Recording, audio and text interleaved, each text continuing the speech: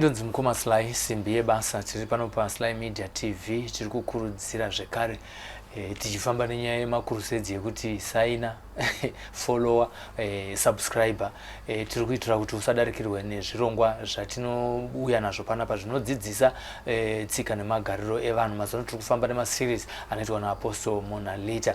Iye zvinezve tine testimony yemumwe mwanakomana akabatsirwa muupenyu hwake mushure mekunge azozivawo kuti kuna Apostle Monalita. Regai tinzwe hurukuro yake kuti yakamira sei. Nekuda kwevavengi vari kunzoko muchatiregerera pakuti hatisi kuzoratidzawo chiso chake nekuda kwekuti vavengi vachiri vakamira pamakona post ese, nekudaro hatisi kuzokwanisa kunge tichivaratidza chiso chavo. Regai titaure navo. Mukoma makasimba here? Makasimba here. Aiwa, tiripo makadiwa imimi. Tinoda kuti tizive kuti Apostle makavaziva sei? Ini zvakaitika ndiri mukomana akaberekwa ndiri 1. Anditanga kubvunza kuti Apostle makavaziva sei? Ndomubvunzo here wamuda kupindura. Apostle Monalita makavaziva sei? Ndakavaziva kuburikidza nekubatsirwa dambudziko rangu randanga ndichida kutsanangura. Makarifewa nani? Ndova ndiri kubvunza pane nasekuru hanzvadzi yamai. Alright, ndopa ndandichidawo ipapapo. Tinotenda. Manga muri kutsanangura nyaya yemakuriro amakaita? Ndiri munhu akazvarwa ari 1 namai wangu, but baba wangu anga ainawo mwakadzi wangu ainawo 3 kudhara, sa newana wa11. Zvadaro kudzinza kwababa kwakuine mwe yanga iripo yezvikwambo rombwa, kwana mai kwaitowo zveuroyi. Saka zvakazoitika mai wangu akazongorwara, waroiwo musha kwawo, kusvika vazofa vachitochema vachitaura kuti ndiri kutsunywa nanhingi, vachitotaura munhu wacho. Baba wakazongofawo zvisinganzwisike neaccident. Zvadaro ndakabva ndasarawo zvakaoma, bva ndarwara. Ndarwara kudaro hama dzekwababa dziye ndabva dzaenda neni kuchipatara. Waenda neni kuchipatara painzi hapana zvirimo, chirwere chiripo chatiri kuona ipapo. Ndo pandakafamba ndichifambawo handaudzwawo kunzi une zviri pauri, pane mudzimu uri pauri, pane chivanhu chinoda kugadziriswa. Handaudza hama dzidzi wababa abva watotanga kutondiramba kuti hausi mwana wababa wenyu, hausi zvingatogadziriswa kudzinza rainyu, wakutondita hausi wekudu kuno. Zvadaro ndakabva ndanzwa sei ipapo muchinzi hausi wekudzinza rekwedu? Zvakandinetsa zvekuti ndaitombobvunzawo kwako kwacho kwandaimboendawo kumaprofita ndaienda ikoko, wachinditi aiwa iwo ndodzinza rako iroro, but iwo wakabva watotaiwa hausi wekudzinza reko. Ndobva mabva paya? Vandabva ipapo ndopandakataura nasekuru wangu kuti ndo zviri kuitika, kuti sekuru hanzvadzi yamai. Ndipo wakati hazvina mhosva, kana wari kuramba kuti wakubatsiri wafambe newe, ini ndokubatsira. Sekuru aya ndopa takafambawo wakasiyana siyana. Tichifamba ndipo wakazongoti pane vanonzi Apostle Monalita wandaona paYouTube, vanokwanisa kutibatsira. Ndopa takauya pano, tasvika panapa ndakabva ndatanga kuitirwa minamato. Ndatanga kuitirwa minamato yekuzorodza mhepo dzese dzakaipa, mweya yengoziyo naApostle Monalita. Zvinhu zvangu bva ndatotanga kuona zvinhu zvangu zvakutovhurika. Zvadaro ndakabva ndabatsirwawo nemumwe munhu ari mugurupu raApostle Monalita kupedzisa zvidzidzo zvangu, kuti ndirambe ndikontinye nezvidzidzo zvangu. Zvidzidzo zvazvizvechizvi ndezvecarpentry here? Ndiri kuita engineering papoli. Alright. Bva ndabatsirwawo nemumwe munhu ari mugurupu izvezvi ndiri kutoenda kuchikoro, ndiri kutoita zvidzidzo zvangu. Iye nezvehama dzangu dziye dzakutanga kuda kuti dzitaure neni nditisangane, but dzakutoti waswera sei? Dzakutotaurawo neni. Asi wakambengori murambiwa? Asi ndakamboenda nzi hausi wekudzinza redu. Saka kune kubatsirwa kwakaitwa naApostle, mashoko ako ndeyekuti chiiwo kuna Apostle? Ndiri ngokurudzira vanhu kuti vanhu kana vachinge vaine masituations akaita seangu nemamwe akasiyana siyanawo, ngawaite kuti wabatsirwe nekuti ini pano pandakauya pano kuti ndibatsirwe zvinhu zvangu zvese zviri kufamba zvakanaka. Ndamunhu wekutoti ndakutochiwa nevangu but ndanga ndatoti zvinhu zvese zvatooma mulife. Zvatooma. Tichitaura pakuomerwa kwawakaitwa hapana chinhu chakaoma sekurambwa nevanhu vauri kuziva kuti ava ndo hama dzangu chaidzo. Pfungwa yakambouya mupfungwa mako iwo yakaipisisa nekurambwa kwawanga waitwa warejectwa iwewe ndiye kuti zvinhu zvakandiomera zvekuti ndakangoona sekuti ndangosara ndiri ndega zvezvekuti unongoti upenyu hwatooma unofunga kana suicide chairo kuita zvinhu zvisizvo kutoda kutozviuraya because ndandangoti pasina kuti ndiudze nekuti mai vangu vakandibereka ndiri one hapana wandaizokwanisa kuti nditsanangurire nyaya zvazvo zvakatooma. Saka kunana kune vanhu vanoramba vana ivo havana kana ma-DNA test avaita kana kuti mashoko ako iwewe achibva mudundundu mako chaimo chaimo hakuna munhu anongodonha kudenga, munhu wese ane dzinza rake. Unoti chii kwavari ivavo vachine pfungwa dzakafanana nepfungwa dzakanga dzine vanhu vokurudzi kwako vachikubvisa pana baba vako padzinza rako? Vanhu vanoramba zvinhu zvakaita seizvozvo ndinototi shuwira kuti dai wachiziva kuti pamwe pacho pasina kana ma-DNA iya unokwanisa kufamba ukafamba chero usingazivi kana dzinza rako kana mutupo wako. Vanhu vakaita sana Apostle Monalita vanokwanisa kukubatsira wotoziva. Aiwa, tinotenda netestimony yenyu kuti kunge pane zvimwe zvamuda kuwedzera here? Aiwa, ndinotongoti ndongotendawo nezvandakaitirwa kubatsirwa kwandakaitwa naApostle ndokutenda kwandinoita. Ndinoshaya kuti ndowatenda nei neyekuti wakandibatsira zvinhu zvakaoma. Tinotenda zvikuru kwazvo vakakubatsira zvinhu zvakaoma. Ndokutaura kwemwanakomana vakandibatsira zvinhu zvakaoma. Munhu anoratidza rudo, munhu anokuratidza zvakaoma. Vazhinji vanorasa vanhu panguva yekuomerwa ipapo ndopaunozodzwa bhebheri rautaura kuti nemazuva ekupedzisira rudo ruchatonhora. Hazvisi zvekunyepa nekuti zviri kuitika, ruri kutonhora usingatozvifungiri wotoona kuti rudo rwayo rwatova ice block, kutonhora chaiko chaiko. Muri yeZimbabwe ndonzi mukoma Sly Media basa. Ngatisangane zvakare mune zvimwe zvirongwa aya naye maseries atinofamba nawo atinopuwa naApostle Monalita ari ekudzidzisa nematestimony anoitawo zvekare kuti tizive kuti aiwa kunzoku kuchine hope. Don't lose hope.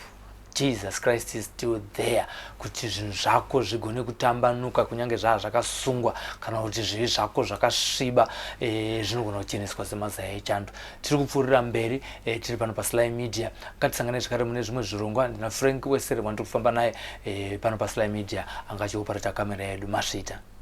Muri Zimbabwe tiri kufamba nezvirongwa zvaApostle Monalita. Ini ndonzi mukoma Sly Media basa. Ndina Frank Wesere pakamera.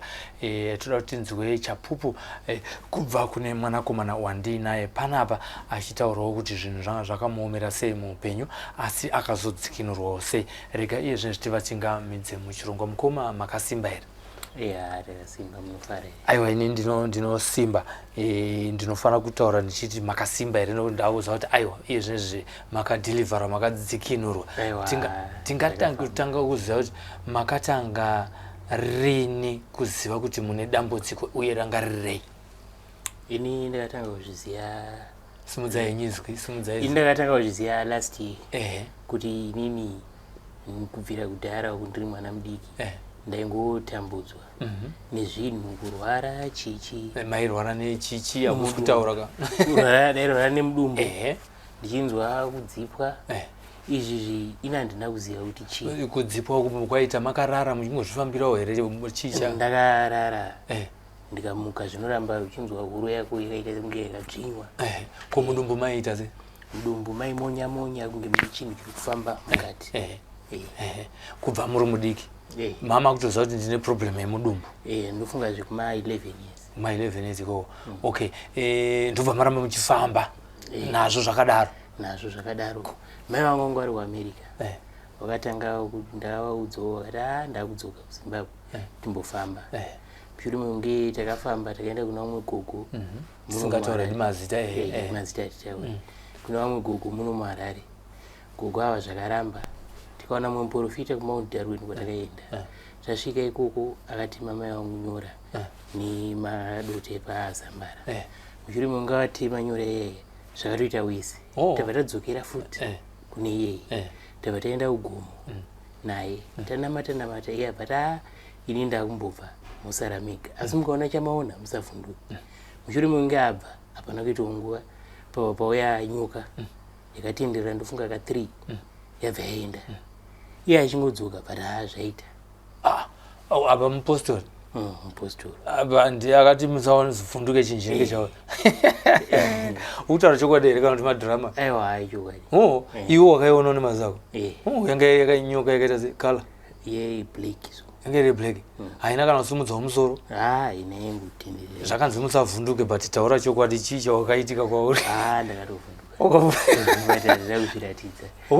hauna kuzviratidza zvakuamai vanongoratidza kuti vanhu vanosiyana namai vake pandakavataridza vakaratidza kuti vatenderera ndobva yaenda zvakapera here ipapo hazvina kupera ndakabva ndatoita wese ndakutanga kutorota nyoka ichindiita mukadzi mangu mazuva ndakutorota chivirese chimhanyiswa nenyoka ndo mai vangu akazodzokera kuamerica kubasa nekuti vangu vakudiwa kubasa ndopo vakatanga kutaura naapostle Monalita paonline prayer line yavo vachitaura saka inini ndokuziyana kwakaita mai vangu naapostle vabva vatanga kubatsirwa vachitumirwa minamato mapakeji kuamerica ikoko ndopo vakazondifonera vakati enda paapostle Monalita vakandipa namba vandasvikawo panapa vandamwawo minamato nekugeza minamato kubvirawo ipapo ndakabva ndarilifika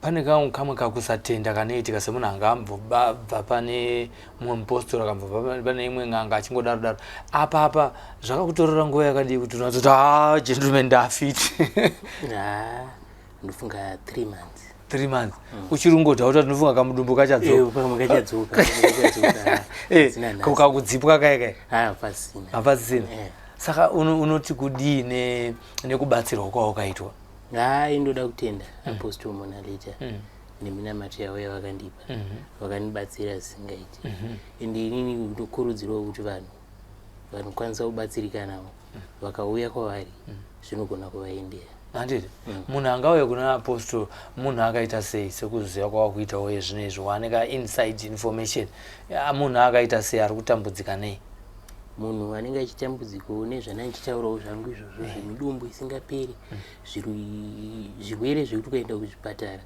madhokita anotokudza kuti iwo hausi kurwara but iwo uchitorwara iwo vanokwanisa kubatsira naika aiwa tinotenda zvikuru kwazvo semunhu ari wechidiki kune vamwe vediki vezera rako vasingade zvekunzwa kuti vanhu vanotomboungana vachiita mapira maprayer warriors vachidaro ungavati chii vechidiki ndovati zvinokurudzirwa havafaniri kujaja kuti izvi zvakaipa kana kuti zvakashata vanofanira kuzvionerawo vega handiti voonawo kuti zviri sei pachavo handiti aiwa tinotenda thank you so much netestimony yako yawatipa that's a very powerful testimony ndinoimba kuti kune vanhu vazhinji vachabatsirwawo vari kunzoko nekuonawo uchipupurawo iwo kuti wakabatsirwa naapostle Monalita vateereri muri kungozvinzwira mega kuti vanhu vari kudhilivharwa vari kusunungurwa kubva kungetani dzowakaipa ndisati ndaenda pane zvinhu zvandanga ndakangama kuvhunza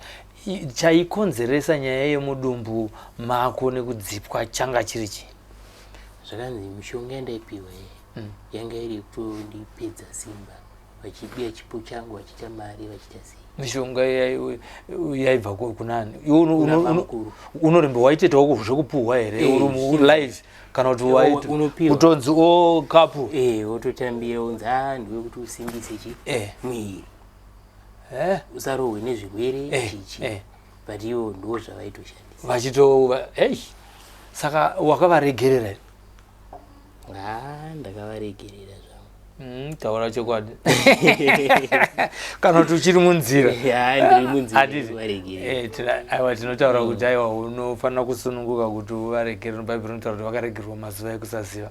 Handitika aiwa tinotenda vateereri takatadza kuti tanga tisina kupedzisa zvatanga tifanira kunge tapedzisa. Hurukuro mainzwa, testimony mainzwa. Tinoda kutenda Mwari nekusunungurwa nekudhilivharwa kuri kuita vanhu vari kuuya kuna Apostle Monalita. Newewo unokwanisa kutora nhamba iri pascreen uine zvinokunetsa, ukangotora nhamba iyoyo inobva yanokusvitsa panoita kuti upinde mumagroups. Wasvika ipapo kana kuti kuinbox kwavo wako vataurira zviri kukunetsa, pamwe zviri kungoda prayer yezuva imwe chete utorina dhora kurati ratozaruka. Saka hapana chekumirira nekuti hapana mari iri kudiwa kuti ujoine group. Handitika tinotenda zvikuru kwazvo. Mazvita nekusingaperi. Zita non Silvester tafumane ndina Frank Wesere tichifamba nebasa tiri pano paSly Media TV. Tatenda.